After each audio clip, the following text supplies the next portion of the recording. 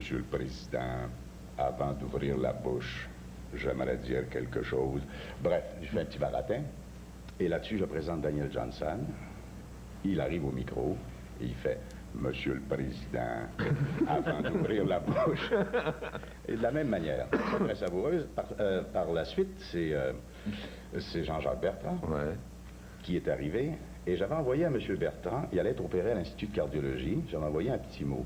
Bonne chance pour demain. Pourquoi? Parce que j'avais été appelé à donner un spectacle, montrer que Québec sait faire, lors de la réunion des premiers ministres du Canada, à l'exception de Joey Smallwood de Terre-Neuve, le parfait Newfie qui ne s'était pas présenté. Ça se passait sur le bateau à Québec. On était escorté par la GRC. C'était quelque chose. GRC, genre radicalement con. C'est une traduction libre que je vous donne. Mais on avait été escortés. Et puis, M. Bertrand était venu nous voir après le spectacle. Il y avait Vigneault, Ferland, Dédé Gagnon, René Claude. Puis c'était un beau show, ça avait été super. Et puis, M. Bertrand vient nous voir. Et les escaliers sur le bateau L'Escale, pour ceux qui sont allés, ou sur n'importe quel navire, c'est assez à pic. Oui, et étroit, les marches sont étroites. M. Bertrand descend, il a piqué une glissade. N'est-ce pas? Et là, il a dit... ça fait rien, Québec sait faire. Et Vigneault qui était à côté, il dit, je dirais plutôt Québec sait faire. Alors, M. Bertrand, qui était très drôle, il avait un bon sens de l'humour, suite au petit mot que j'avais envoyé, bonne chance pour demain, il allait être opéré à cœur ouvert, m'appelle à chez moi, et puis il dit, j'ai reçu ton petit mot, passe me voir à Cohensville, et tu vas voir, je vais t'apprendre des affaires que tu sais pas, que le public sait pas sur les politiciens. Alors, j'avais trouvé ça extrêmement intéressant et j'imitais de façon assez habile M. Bertrand aussi à l'époque.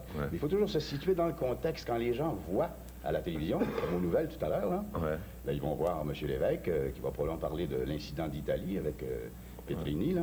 Alors, il va commencer à nous toucher quelques menteries, là. Et puis... Écoutez, parce que j'ai peur qu'on manque de temps. Est-ce que ça vous créerait un problème si Brian Mulroney devenait premier ministre du Canada?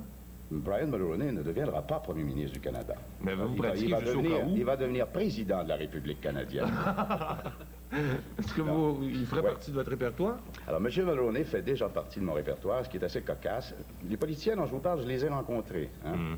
Je parlais de M. Bertrand, là. M. Bourassa aussi, que j'ai rencontré, qui a déjà sauvé mes arbres. J'avais une belle maison à Saint-Grégoire. Je rencontrais ça. Oui, je pense que vous en aviez déjà parlé un peu, d'ailleurs. Et puis, M. Trudeau, comme toute bonne chose, a une fin, doit partir. Et il doit s'en aller, et il fait son grand pèlerinage de paix dans le monde entier. On va manquer de temps. Là, j'y arrive, là, que le punch est bon.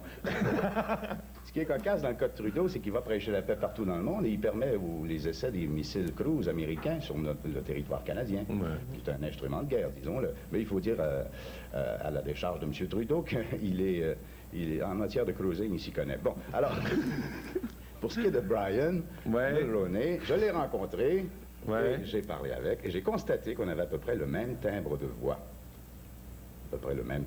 Sauf qu'il a une voix un peu plus ferrailleuse, et c'est normal, il a été président de Lionheart. Et vous savez ce qu'il s'est dit, M. Mulroney, quand il est arrivé à Ottawa? Il s'est dit, Trudeau, lui, Mulroney. Bon, alors là, je vais vous faire la voix tant attendue de Brian Mulroney, parce qu'on n'a pas beaucoup de temps. Hein? On est même déjà passé notre temps. Vous allez vraiment vous ramasser aux nouvelles. Il va falloir que je revienne. Alors, là, je vous fais Brian Mulroney. Vous voulez pas Joe Clark? En tant qu'ex-leader des conservateurs, j'aimerais vous présenter mon chef, avec qui je me rallie, M. Brian Mulroney. Eh bien, chers amis, merci. Je cherche la caméra toujours. J'aimerais dire que, à la prochaine élection, ce sera une très grande victoire de notre parti. Pourquoi? Parce qu'au Québec, surtout, on l'a constaté, les gens s'identifient à nous, ils ont l'air de vrais conservateurs.